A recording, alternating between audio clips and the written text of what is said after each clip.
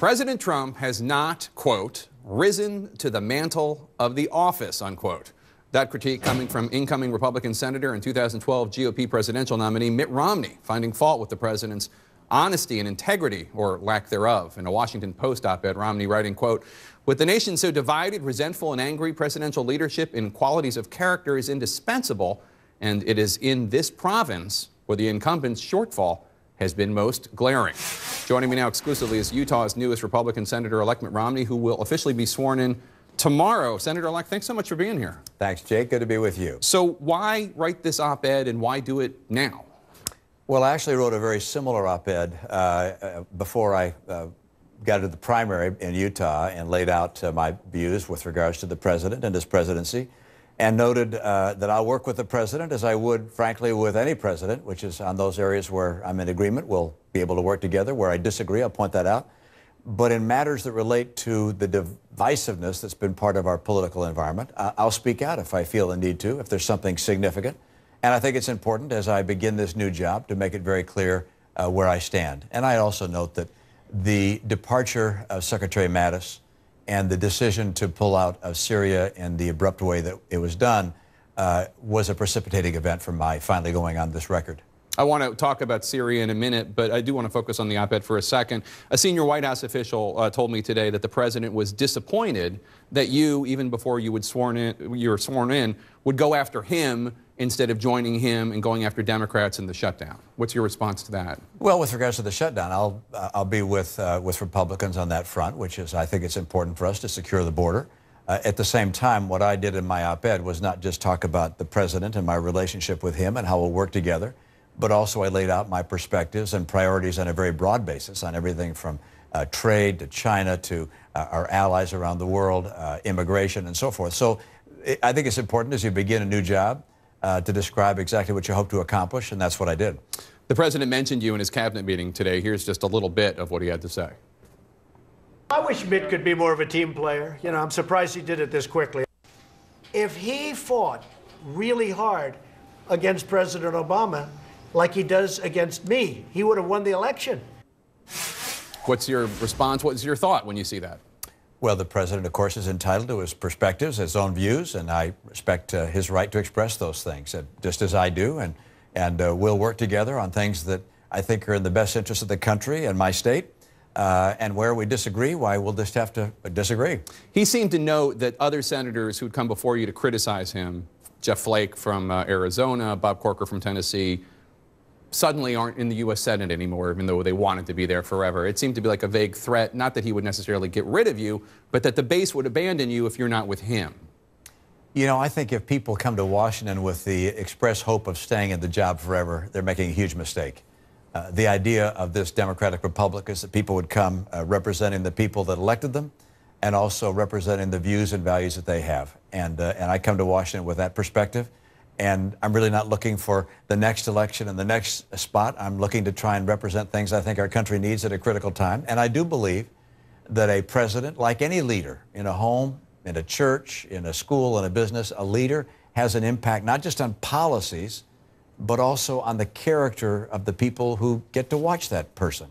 And I think that's an area the president needs to focus more attention and hopefully make some changes there. And by the way, I expect people will have some suggestions for how I could do a better job, too, and I'm open to that. When you say that you have issues with his character and you talk about his integrity and honesty, the suggestion being that he lacks integrity and honesty, what specifically has he done that has bothered you? What is the rhetoric that has come from his mouth, his actions that trouble you the most? Well, over the course of the last 2 years, I have put out a number of statements that relate to things that were of a great concern to me.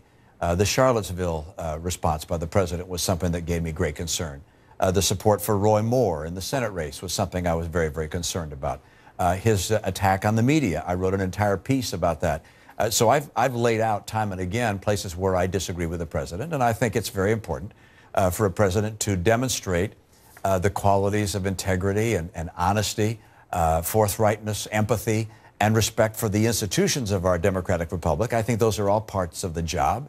And while I agree with them on a lot of policy fronts and salute the work that's been done by the Republican leadership in Washington, there are places that relate to the if you will, forming of national character, then I think we can do a better job. Well, you've called him a fraud. I mean, in 2016, you gave a very strong speech was it in Utah or Arizona, calling him a fraud. Some people who are allied with the president, some people who are not allied with the president say, hey, you know, the president endorsed you in your Senate race and you accepted the endorsement. The president pointed that out today. You interviewed for a job with him to be potentially Secretary of State. What changed? Why were you willing to talk to him and accept his endorsement when you have all these reservations about him?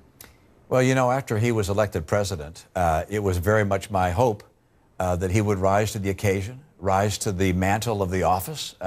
After all, becoming president of the United States is quite an elevation for anybody. And he had said during the campaign that he could be extraordinary presidential. When I hear that, I think of Washington and Lincoln and Jefferson and Roosevelt and Kennedy and Eisenhower, and I think of those qualities. And I think that while he spoke of that, and while that was my hope, I don't think he's followed through on that front the way he's followed through on some of his other promises. Do you regret accepting his endorsement when he sent that tweet during your Senate race? He was endorsing me. I wasn't endorsing him. And I haven't decided who I'm going to endorse in 2020. I'm going to wait and see what the alternatives are. So you're not on board? Because the senior senator from Utah, Mike Lee, said he is likely going to endorse the president. I think it's early to make that decision, and I want to see what the alternatives are. But I pointed out there are places where we agree and a whole series of policy fronts. But there are places that I think the president can, if you will, elevate his game and do a better job to help bring us together as a nation. Is there any chance that you might emerge as an alternative to President Trump and run against him for president in the primaries in 2020? No, you may have heard I ran before. Yeah. I've had that experience. And by the way, I acknowledge the president was successful, and I was not. He did something I couldn't do. He won. And I recognize that and appreciate that. But no, I'm not running again. And we'll see whether someone else does in a Republican primary or not, but time will tell. You said in March of 2016, because there was a whole big thing in 2012, kids out there might not remember this, but when you ran for president, Donald Trump wanted to endorse you, you wanted him to endorse you, and there was an event in Las Vegas, and you accepted his endorsement. And then in March 2016, you wrote in a tweet, if Trump had said 4 years ago the things he says today about the Klan, Muslims, Mexicans, disabled, I would not have accepted his endorsement.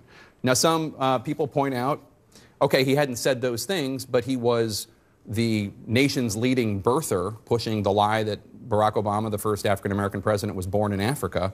Again, a lie. And you accepted his endorsement even though that was his political claim to fame. Was that a mistake? You know, I'm sure I've made a lot of mistakes, and I'll let other people make the assessment of which things were mistakes and not. But when the President of the United States, frankly, of either party, were to say, I'm endorsing your candidacy, I think you'd say thank you very much. But I've pointed out, I think, pretty consistently throughout the years, the places where I've disagreed with candidate Donald Trump and now President Trump, and I'll continue to do so. And hopefully there'll be fewer of those occasions. I don't intend to be a daily commentator, to be someone who stops every evening in the hall of the Senate and looks for the nearest camera and says what I think about the president's tweet or the fault of the day.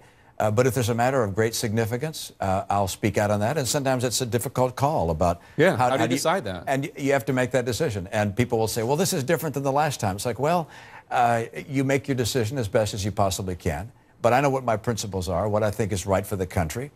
And I know that right now the country is as divided as I've ever seen it.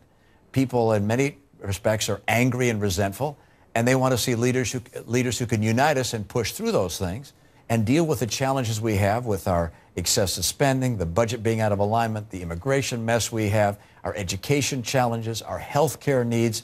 There's so many things they want to see us do that these other things get in the way, and I'd like to be able to focus on the things that are most important and remove some of the divisiveness and anger and bitterness that exists in politics today. I want to move on to some of the substantive issues, but I do have to ask you, the chairwoman of the Republican National Committee, Romney McDaniel, who is your older brother Scott's daughter, she tweeted about your criticism, and she wrote, quote, on Twitter, for an incoming Republican freshman senator, that's Uncle Mitt, to attack real Donald Trump as their first act feeds into what the Democrats and media want and is disappointing and productive. Were you surprised? I know you gave her a heads up that the op-ed was coming, but were you surprised that she publicly criticized you?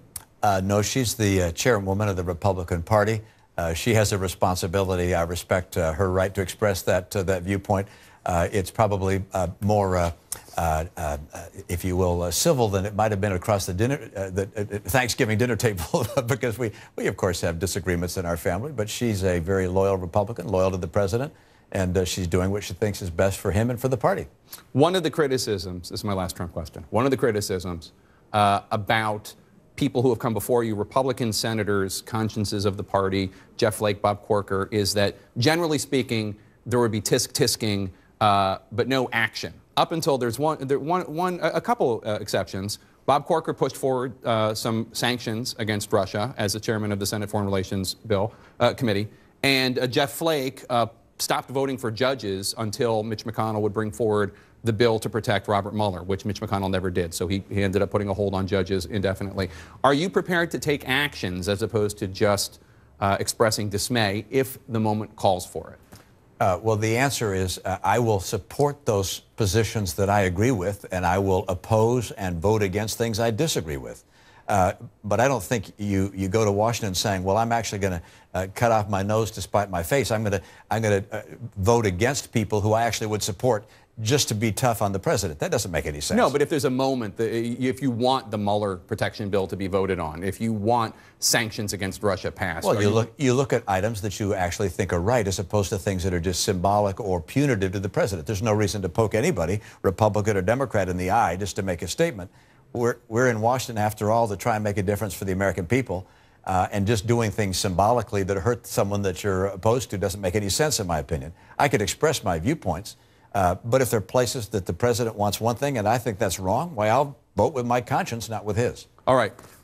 The substance is coming up. We're going to take a quick break. You have a lot to say about the president personally, but do you agree with him on policy? We have the border wall, pulling American troops out of Syria. We're going to get into all of that next. Stay with us. And we're back with Republican Senator-elect of Utah, Mitt Romney, only the second person in the history of this nation to have been the governor of one state and the senator of another. Sam Houston from Texas, you were saying. Mm-hmm. Okay. Yeah. So we're in the middle of a government shutdown right now. President Trump is insisting on $5.6 billion for a border wall. Democrats are refusing to give it to him. Tomorrow, Democrats in the House are going to offer a clean government funding bill, $1.3 billion for border security, not for the wall. The shutdown's now in its 12th day, nearly 1 million federal workers going without pay. Do you want the House bill to go to the floor of the Senate so you can vote on it? What's the path out of this? Well, there's the substance and then there's the symbolism. And clearly, if the president were able to get a $5 billion check to build the wall, that would look like a huge win for Republicans and a big loss for Democrats. And it's very hard to get Democrats to vote for something like that.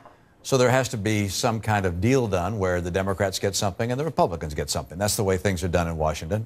At least that's what I have read about things getting done in Washington. I haven't been here long enough to know. But I think that has to happen. Or find some other way to get things open again and then look for some kind of a deal where, again, both sides get something. It has to be a win-win. You have a hard time getting a win-lose going to the Senate where you need a number of Democrat votes to get something to become law. One of the big problems, and I suspect that you will discover this as you become a deal maker in the Senate, is that President Trump's team will try to negotiate and then they'll be undercut by President Trump. Vice President Pence offered Democrats $2.5 billion for the border wall, and then President Trump, I don't think the Democrats were going to go for it anyway, but President Trump undercut it. Earlier, Vice President Pence told Republicans in the Senate, just pass a clean funding bill, the president will sign it, and the president didn't sign it. I mean, that's going to be a problem. Well, I'm not going to step in and say, okay, here's how the president should negotiate his priorities. That's something which he's going to do on his own, and he's going to do in the way he thinks is most effective. He has his negotiating style. I'm sure other people have theirs. But I'll go back to the basic premise, which is it has to be win-win. And you go back and look at the history of great pieces of legislation that moved the nation forward. It took Republicans and Democrats coming together to make that happen, unless one party was lucky enough to have 60 votes in the Senate all by itself. And then you could do something like Obamacare. But other than that, you have to come together. Republican Senator Bob Corker, who is retiring or has retired, told me a few days ago that this border wall is not about national security. It's about the president trying to look tough politically. Take a listen. This is a made-up fight, so the president can look like he's fighting. But even if he wins, our borders are going to be insecure.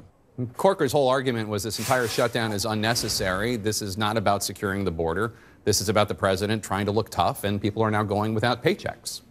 Well, I think it's unfortunate that the government is shut down. This has an impact, obviously, on a lot of people that aren't getting paychecks, but also a lot of others that are planning on going to a national park, businesses that house people going to national parks, people that are inconvenienced that here in Washington want to get to the Smithsonian will find that closed. So it has a big impact. It's very unfortunate. But I think the president is very sincere when he says he wants to secure the border. And how you get there is a real question. It's going to have to be worked out on a bipartisan basis. But clearly we have to have a more secure border. And I think that really should focus on the E-Verify system, which basically penalizes employers if they hire people that are here illegally. Do you think the shutdown is worth it for the president's border wall? Well, he's going to have to make that own assessment himself. But what do you think? I mean, you now represent people who are not getting paychecks. Let me tell you, I would vote for the border wall. I've made that part of my platform for many, many years. I think we should have a border wall on our southern border. And whether it's a wall or a fence or technology, and perhaps in some cases the natural landscape prevents people from coming into the country easily. But we ought to secure our border. But that's necessary but insufficient. We have to do a lot more in terms of our E-Verify system, in terms of our visa tracking systems and so forth. And we need to make it easier in some respects for people to come here legally and work temporarily and then go home, particularly in the agriculture industry.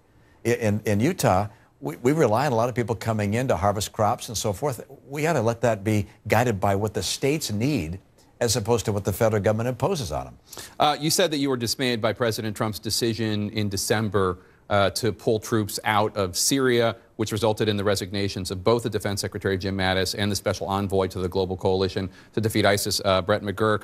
The president says we need to get out of these foreign entanglements, and that's what he ran on. Why is he making a mistake? Well, the reason that we're involved in the world is to make the world safer, which is good for the world and good for us, because we trade with places throughout the world. We sell products throughout the world. People come and go into our various countries, and we share not only culture, but education, technology, innovation. And so having a stable world where we can conduct trade is a very good thing for us and for the world.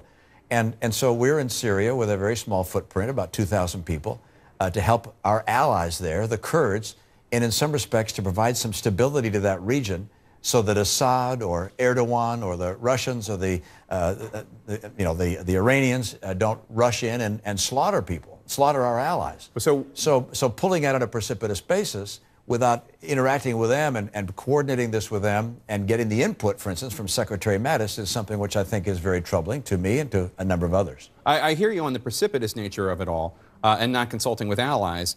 But what do you make of the general argument that the United States can't be the policeman of the world, and we're now involved in this never-ending war? We've been in Afghanistan since 2001. It is now, what year is it, 2019? We're approaching the 18th year of this war. That means that there will be people who were born before 9/11, before long, who will be fighting in Afghanistan. When does it end? What do you tell your constituents when they say, we can't do this forever? And the answer is you can't be everywhere forever. But you do place our troops and our military might in places where hopefully they're not involved in conflict in a kinetic way, but they are able to provide stability in a region which is good for hundreds of thousands, if not millions of people, and at the same time it's good for us. And so we're involved in the world. We have hundreds of thousands of fighting men and women. We're not going to have them all just sitting home hoping nothing happens. No, we actually station them in various places to keep bad things from happening. That's why they're in the DMZ or next to the DMZ in South Korea. And that's to make sure that we keep stability there, because we don't want to have someone rush in and create a war which throws the entire economy and a lot of people into pain. So that's one of the reasons we have troops around the world. But are we going to be the policeman? No. But are we part of an effort to make sure the world is stable? And is that in our interest? Yes, it's in America's interest. It has been our strategy. The Bretton Woods idea was that we would help encourage free trade throughout the world and stability in the world, and that we had the might to be able to do that. That's why we have our aircraft carriers that are going in some of these oceans. It's to provide stability. It's good for us. And it's good for the world. I want to turn to Russia. The president today said that, quote, the reason Russia was in Afghanistan was because terrorists were going into Russia. They were right to be there, unquote. That's a view of the Soviet invasion that is false. It's just not what happened. But beyond that, what do you make of the divide between the president's pro-Putin, pro-Russia rhetoric in many ways versus his argument that he has done more than Obama in other ways, such as arming the Ukrainians and imposing sanctions? Whether or not he wanted to do it is another matter, but those sanctions are being imposed. Do you think he is being tougher on the Russians, as tough as you want him to be? Well, I think it's important to be clear-eyed with regards to Vladimir Putin. And Russia has a real problem. Their population is shrinking. Their workforce is shrinking. John McCain used to say that they are a gas station parading as a country. And they're in trouble. And as a result, Putin is looking around for how he can get more population and get more of an economic industrial base. And so he's looking at the former satellite states of the Soviet Union. And America has to make it very, very clear in our communication and in the things we do that that's unacceptable to us and to the world, that he can't go invading other nations. Since World War II, there's only one major power that's been invading neighbors, and that's been Russia, going into Georgia, going into Ukraine, and this is simply unacceptable. I think that President Obama didn't handle it as well as he could have, and I think it's very important for this president to make it clear to Vladimir Putin, we will not accept forays and adventures in grabbing territory and population from sovereign nations around Russia. You wish he was tougher on Russia than he's been? You know, I'm going to call it as I see it with regards to actions that occur. I would have been, I think, probably inclined to a more aggressive rhetoric opposing Mr. Putin. I think it's important for the leader of the free world to point out that nations that kill members of the media, that do not tolerate dissent, are not the nations that we're going to align with, and that Vladimir Putin has been a very unfortunate and awful leader. Before I let you go, a lot of people out there want to know how you're doing. You battled prostate cancer not long ago. Obviously, your lovely wife, Anne, has had her issues with multiple sclerosis over the years. How are you two doing? How's your health? Fortunately, we're doing very, very well. So That's not wood, but we'll get you some over close there. enough, yeah. We're doing very, very well. And Anne in particular, she keeps very healthy and very strong. And I'm doing just fine as well. Senator-elect, I hope that you'll continue to come here and talk to us. We really enjoyed it. Thank you so much. Thanks so much. Appreciate it. Thanks. Good to be We'll with you. talk about what we just heard